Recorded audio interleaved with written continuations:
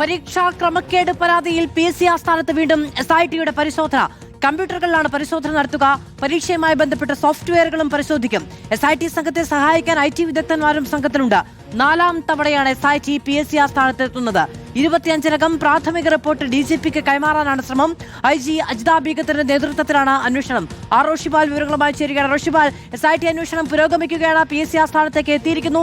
എന്തൊക്കെ വിവരങ്ങൾ ശേഖരിക്കാനാണ് തയ്യാറെടുപ്പ്?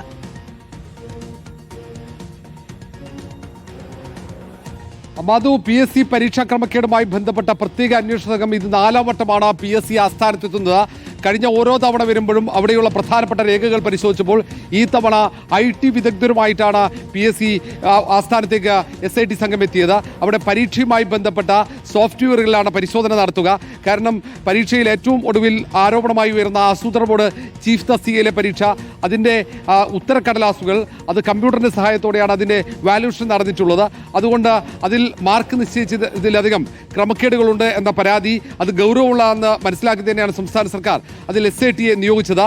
അജിത ബീഗത്തിന്റെ നേതൃത്വത്തിലുള്ള സംഘം ഇന്ന് അതിൻ്റെ മുഴുവൻ കമ്പ്യൂട്ടറുകളും സോഫ്റ്റ്വെയറുകളും പരിശോധിക്കും. അതിൽ എവിടെയാണ് ക്രമക്കേട്, ബോധപൂർവമാണോ ക്രമക്കേട് നടത്തിയത് എന്ന കാര്യമാണ് അവർ പരിശോധിക്കുന്നത്. മാത്രവുമല്ല, മറ്റു പല പരീക്ഷകളിലെയും ക്രമക്കേടുകൾ സംബന്ധിച്ച അന്വേഷണത്തിന് പ്രത്യേക സംഘം തയ്യാറെടുക്കുന്നത്. ആദ്യഘട്ടത്തിൽ അവർ പ്രത്യേക സംഘം പരിശോധിക്കുന്ന ഈ പ്ലാനിംഗ് ബോർഡിലെ ചീഫ് തസ്തികയിലേക്കുള്ള പരീക്ഷാ ക്രമക്കേടും ഒപ്പം അഭിമുഖത്തിൽ മാർക്ക് വാരിക്കോരി നൽകിയ സംഭവമാണ്.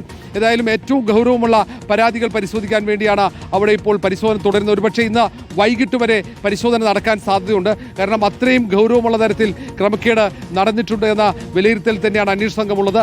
അതുകൊണ്ട് തന്നെയാണ് 4ാം വട്ടവും PSC ആസ്ഥാനത്ത് പരിശോധനയ്ക്ക് എത്തിയത്. അതേസമയം PSC ആസ്ഥാനത്ത് PSC ബോർഡ് യോഗം തുടരുകയാണ്. ബോർഡ് യോഗത്തിൽ ചോദ്യപേപ്പർ മാറി നൽകിയ വിഷയമടക്കം അവിടെ ചർച്ചയാകുന്നുണ്ട്. സമാനമായി തന്നെ പരീക്ഷാ ക്രമക്കേട് അന്വേഷണ സംഘത്തെ സഹായിക്കാൻ നിയോഗിച്ച കമ്മിറ്റിയിൽ PSC സെക്രട്ടറിയെ ഒഴിവാക്കിയ വിഷയം ഉൾപ്പെടെ ഇപ്പോൾ നടക്കുന്ന യോഗത്തിൽ ചർച്ചയാകുന്നു എന്ന സൂചനകളാണ് പുറത്തുവരുന്നത്. മധു, റോഷിപാലാണ് വിവരങ്ങൾ നൽകിയത്. 25-ാം തീയതിക്കകം പ്രാഥമിക റിപ്പോർട്ട് നൽകാനുള്ള നീക്കത്തിലാണ് ഇപ്പോൾ SIT സംഘം. 4ാം തവണയും PSC ആസ്ഥാനത്ത്.